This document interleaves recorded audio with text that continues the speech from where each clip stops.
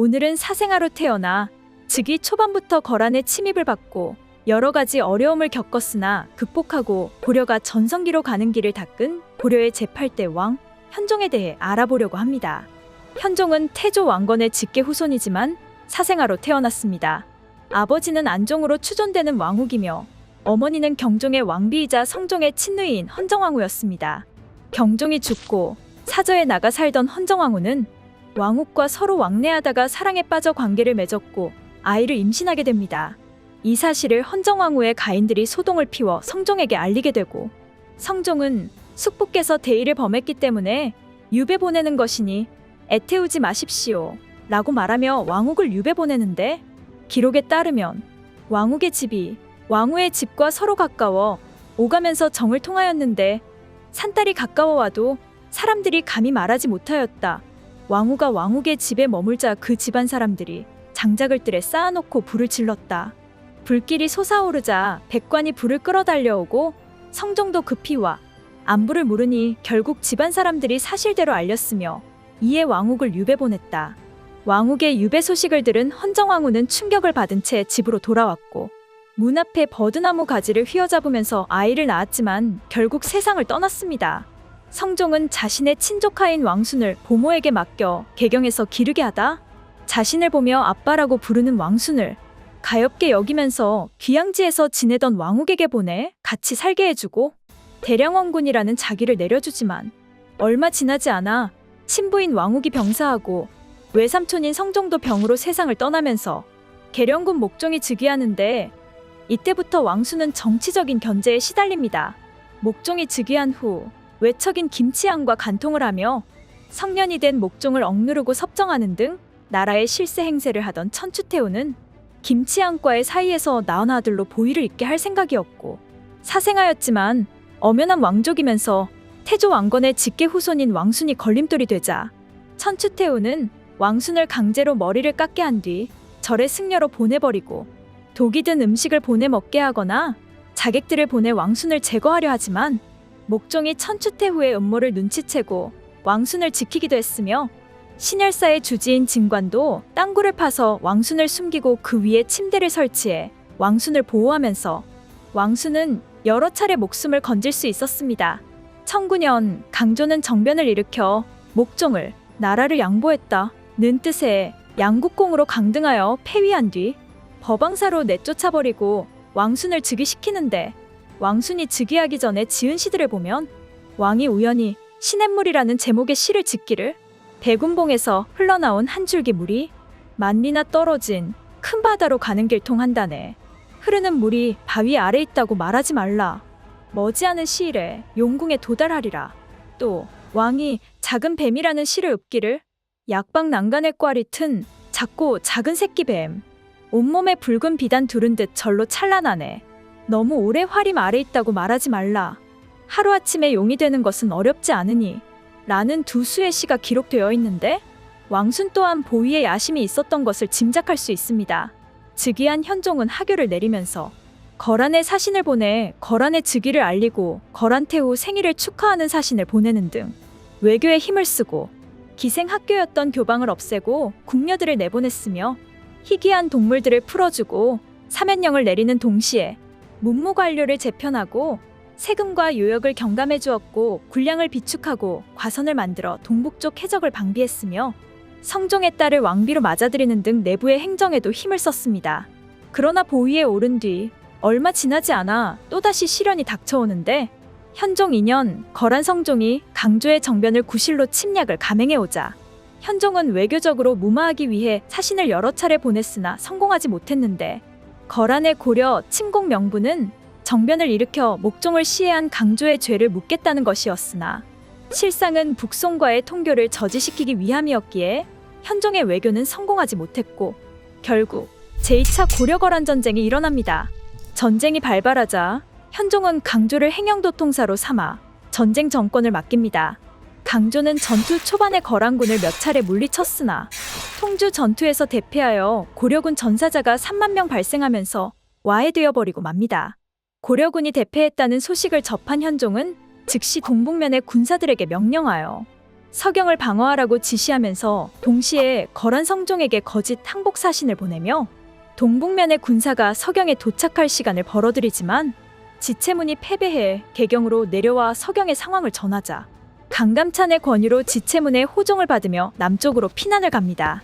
피난을 떠난 현종은 적성현 단조역에서 견영이란 무졸에게 습격을 받는데 지체문이 물리치며 위기를 벗어날 수 있었고, 창화현에서는 아전이 적도들을 이끌고 와 왕께서는 저희 이름과 얼굴을 아십니까? 라고 비꼬면서 혼란을 더하기 위해 하공진이 병사들을 이끌고 와 채충순과 김웅인을 잡으려 한다고 소리치자 김웅인, 이정충, 국군이 도망가기도 했으며 밤중에 적들에게 습격을 받았을 때는 시종하던 신료, 황관, 빈첩들이 모두 도망가 숨어버리지만 지체문이 임기응변하여 적들을 막아내면서 또 한 번 위기를 벗어납니다.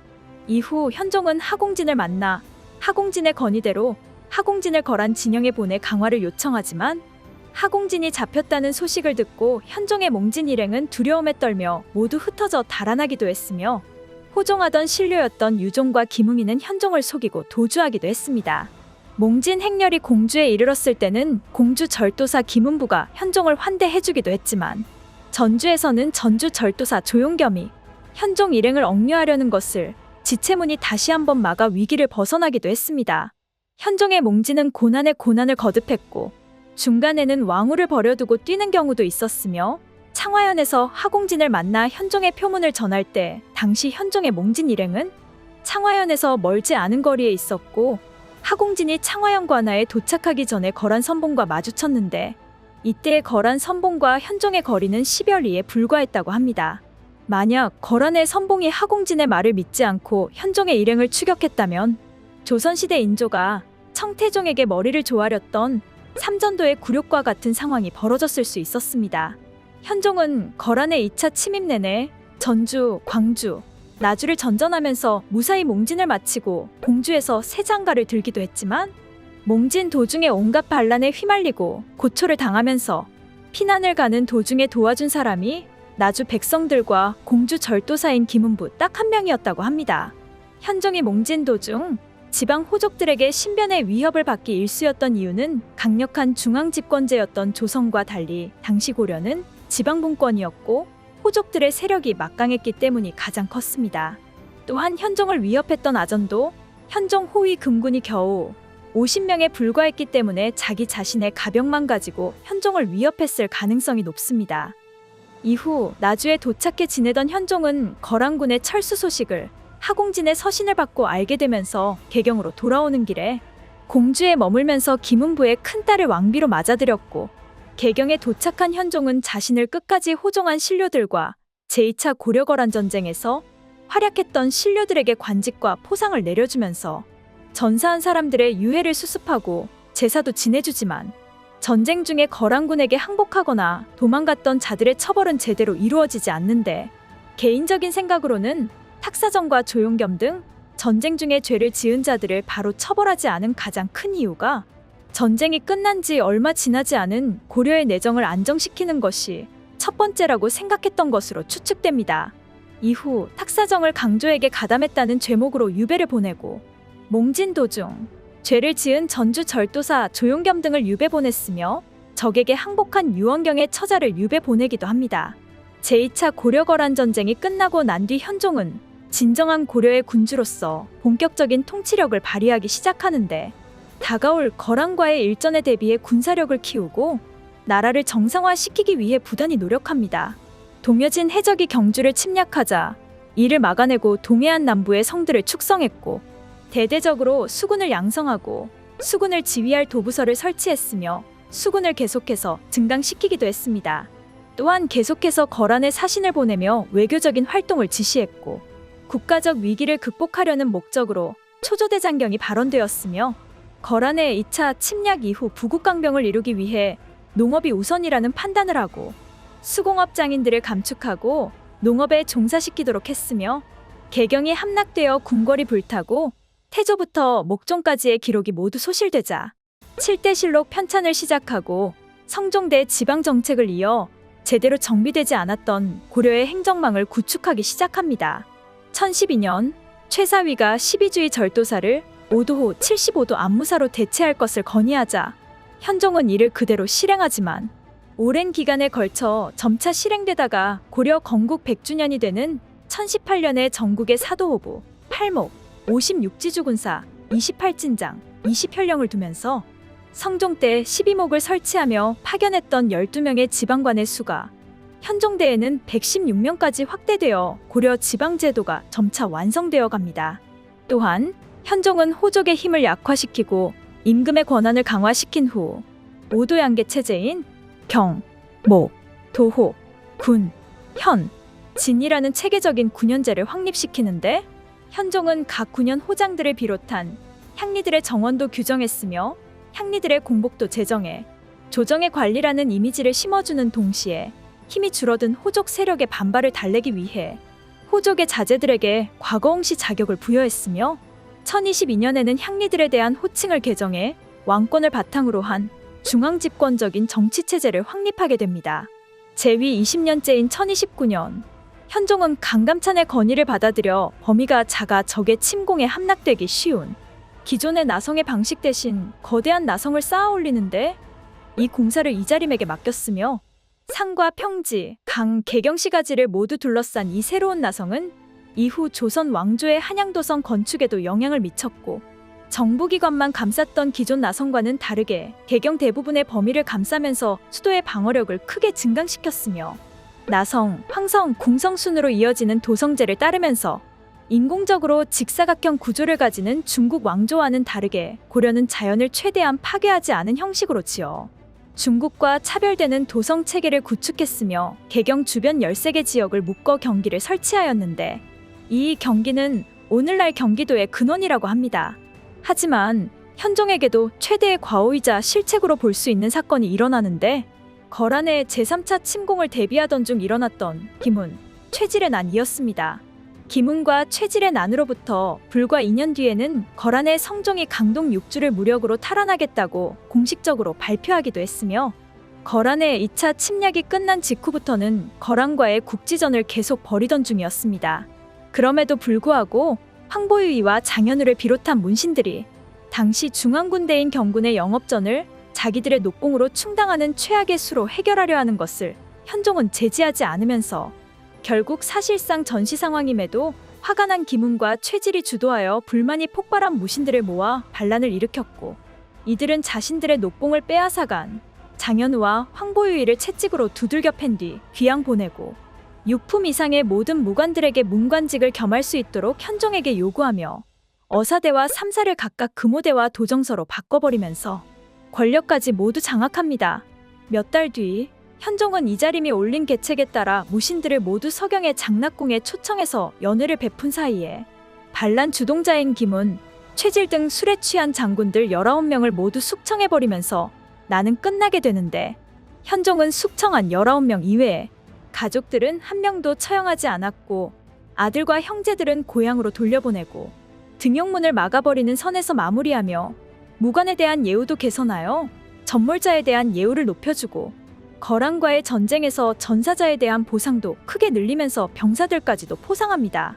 김운 최질의 난이 끝나고 난 뒤 대장군 정신용과 고저교 등이 거란과의 전투에서 활약했으나 전사하자 관작을 추증해주고 전사자의 가족들에게 쌀과 배를 하사하면서 전공을 세운 장졸들에게도 포상합니다.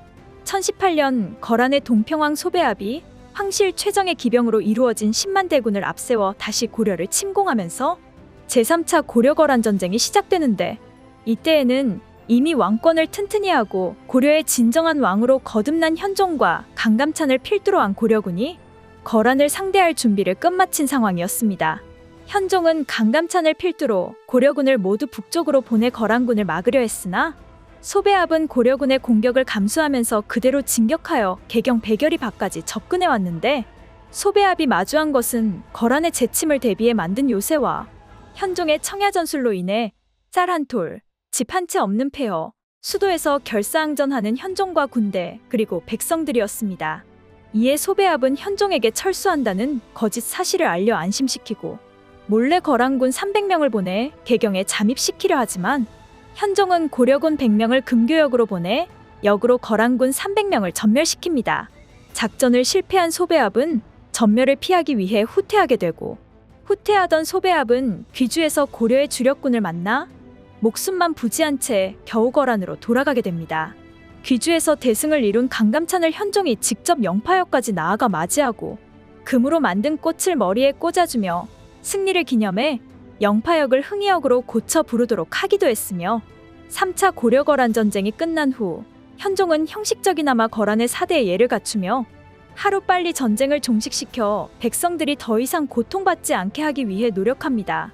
이후에도 현종은 과거에 겪었던 위기와 고난을 바탕으로 주창수련법을 실시해 의창의 보완격으로 주마다 창고를 설치해 백성들을 구휼했으며, 채충순의 의견을 받아들여 명궁급고법을 실시해 70세 이상의 부모가 있으면 군역을 면제해주고 구분전을 지급하여 군인 유가족을 지원하는 등 구제법을 마련하고 현하사와 현하사비, 홍경사를 건립하기도 했습니다.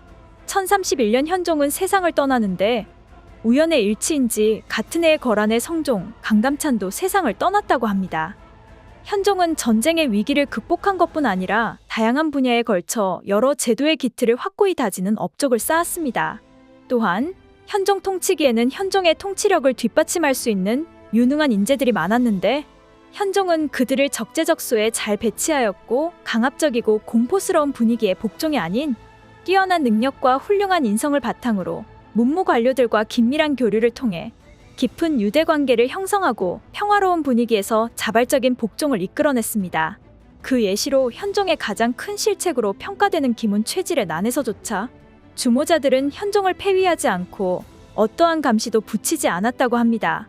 이러한 현종의 업적으로 고려는 제17대 인종대까지 무려 130년이 넘게 지속되는 황금기에 접어들 수 있었고, 동아시아 3국인 고려, 거란, 송 간의 균형적 국제관계의 한 축을 담당하는 나라로 거듭나게 되었습니다.